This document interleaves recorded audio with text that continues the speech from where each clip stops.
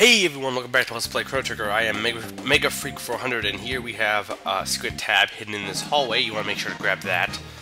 And over here is a switch. If you hit this switch, the conveyor belt will now reverse in its direction, which is a good thing because now we can actually get that electrical charge over there.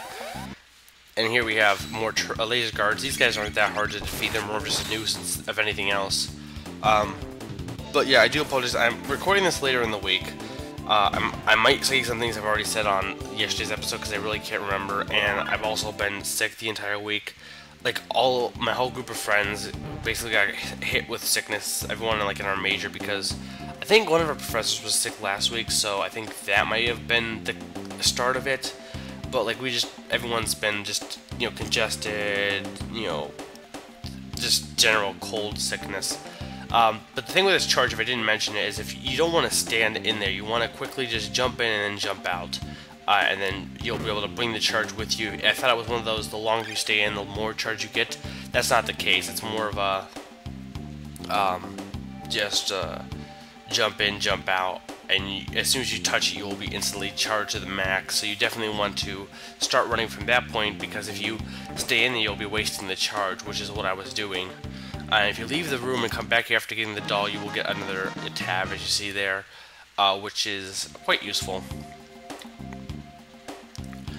But yeah, this whole week we've been doing film projects and stuff's been due, and being sick hasn't helped at all, because it's really hard to do anything when you're not up to your top physical condition, mentally and physically. Even though I said physical condition, well, I guess it wouldn't be mental. But here we have a robot buddy, and unlike, and this one won't play Gyromite with you, but what he will do is help you get the last doll for accessing Mother Brain, who again is somehow in this factory. So yeah, we need to use this robot buddy, but for whatever reason, he has decided to get stuck. That sucks. Yeah, this guy is gonna glitch quite a bit. For whatever reason, he decided it was a fun idea to just glitch on me.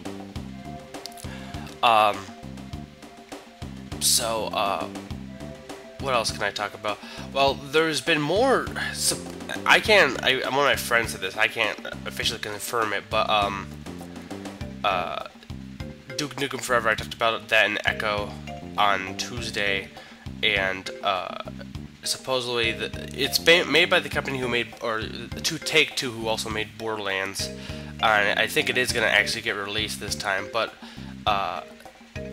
what they did is, he said that the whole D-pad for the controller is going to be just made solely to drink beer, and in the beginning there's a tutorial on how to take a piss, and it's like, even though the game has been it seems like it went from being a joke to, I think a lot of people are actually kind of excited for it now, which is kind of odd. But that's, for what I've never really been a fan of Duke Nukem.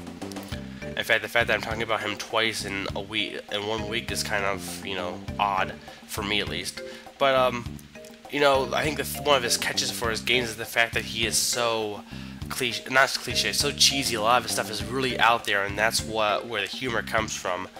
I don't necessarily think people play the games for pure gameplay, more for the whole Duke experience. And honestly, I can't say that having the D-pad control beer isn't somewhat of an interesting concept. It's pretty hilarious. Pointless, but hilarious. But there's a lot of pointless things included in games. Not really anything you can do about that.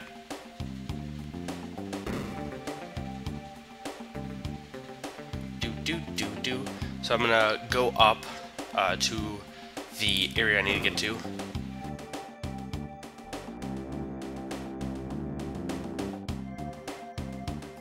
And here we have this save point, so let's save and quickly head. Here we have all the dolls we can get on Mother Brain. And wait, what? Welcome home, Prometheus. Wait, there's a pink girl. Is that Gaia's girlfriend? Anthropos. I'm pronouncing that wrong. Yes, it's been a while, Prometheus. You can stop pretending. Wait, Gaia, you would betray us, Gaia? Yeah, so, okay, it seems Gaia is evil. He has decided to join... He has been with the robots and he's lived with the humans to study them as a species. He is actually evil the entire time. Tell them, Prometheus. Tell them that your name is actually Prometheus and not Gaia or Robo or Bill Nye the Science Guy. I don't know. We'll get rid of these humans and then go see Mother. Gaia? Yeah, Gaia, why would you... Oh. Wow. Gaia just hit his own girlfriend. That's kind of abusive, dude. That wasn't nice. So yeah, Anthropos has been actually altered by Mother. There's this thing called Mother Brain, obviously, who has altered all the robots. So the robots necessarily weren't evil. They've been altered. And Robo, because he was, you know, destroyed in that place, he was one of the few who were spared that reprogramming.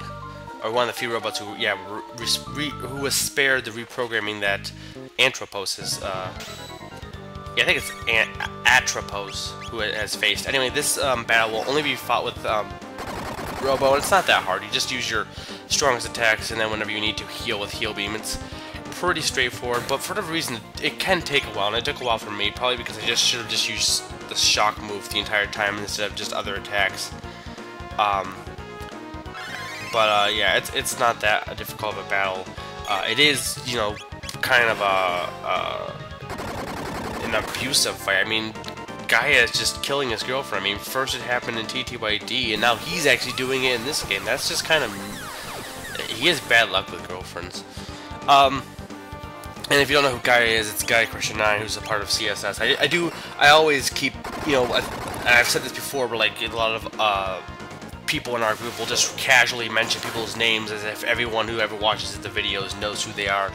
And it's something that I do, and I do it a lot, and I don't try to, but yeah, all the members who are in here, I've already actually said this, but yeah, for anyone who just randomly jumped in at this video at this point in Chrono Trigger for whatever reason, I named all the characters in this game at this point after CSS members who are other YouTube LPers who are a part of our group, CSS, which is Crystal Star Studios.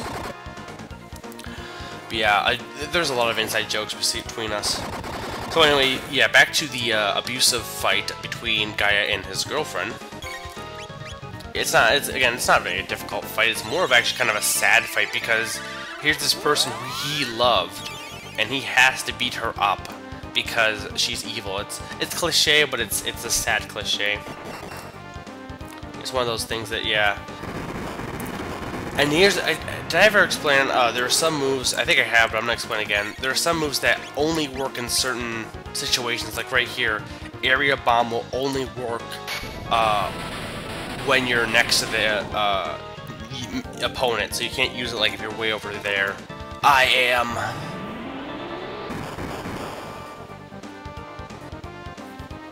am? Okay, you are. Prometheus, it has been ages. I am damaged? What happened? Gaia just beat you up, dude. Memory bank. Mother must have done something nasty when she reprogrammed me. Partial memory restored. I'm sorry, Prometheus. Aww. This is for you. Plug it into your circuit. So yeah, she's gonna give you her ribbon. It's not an accessory. It will increase his stats as follows, as you'll see here. So his speed is now more higher, and his defense is also a lot higher. So this is really actually a really good, helps out Robo, this side quest. It's all for Robo. It's really probably the most involved side quest, I'd say, because it really does get in depth with Robo. Anyway, let's, now after Anthropos' death at the hand of Gaia, let's go kill Mother and get revenge for screwing up his girlfriend. Okay, where is this Mother Brain? Okay, there's what? Wait. What? What? That's not Mother Brain, that's a hologram. That's not even a brain. Well, whatever.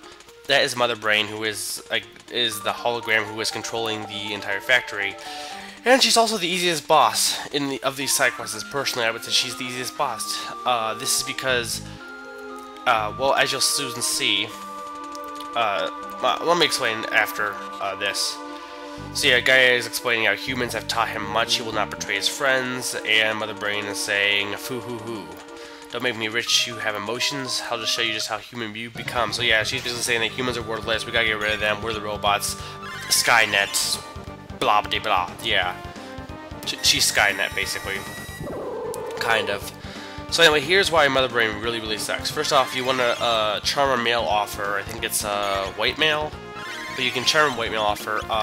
She has all these screens in the background that will heal her, and they can make the battle a little bit annoying, so that's why you want to get rid of the screens first and foremost right away. You don't necessarily have to, but it makes things easier because they will constantly heal her. So just get rid of the screens, and once all of the displays are gone, you can easily take out the Mother Brain, because Mother Brain only has 5,000 HP. Now, you might be saying, well, 5,000, that's quite a bit, but think about it.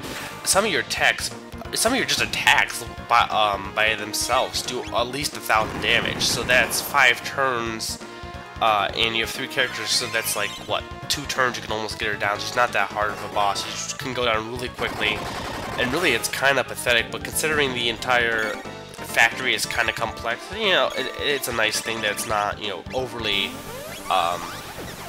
difficult boss. That's the one thing with a lot of these bosses in the game, is a lot of them tend to get really, a lot of them are subjected to spam, because there's so many powerful techs that you can spam them. A lot of the earlier ones actually have a little bit of a challenge due to certain effects, but near the end of the game, it almost feels like they get a lot more spam prone, a little bit. Which is kind of sad. It's not that big of a deal, and that's why I can understand people who don't like RPG battles, going to be like, well, it's just spamming the same move over and over again. It's not that interesting. And yeah, I will admit that, you know, a lot of RPGs do tend to do that quite a bit. You know, a lot of people cite this Mario & Luigi series saying, well, that's a lot more interesting. You're constantly trying to dodge attacks, but at the same time, that also makes it easy. So I guess the question is, do you want a challenge, or do you, not necessarily this is a challenge, but are you more looking for a challenge, or are you more looking for interesting battles? And that's how you decide what you want in an RPG. I think she's dead. Yep, breakdown. Doodle doo doo doo doo doo doo doo doo. And we'll learn a dual tech, drop kick, which I'm not sure whose move that is. But anyway, now we obtain the Terra Arm and the Crisis Arm. Now here's the difference between the Terra Arm and the Crisis Arm.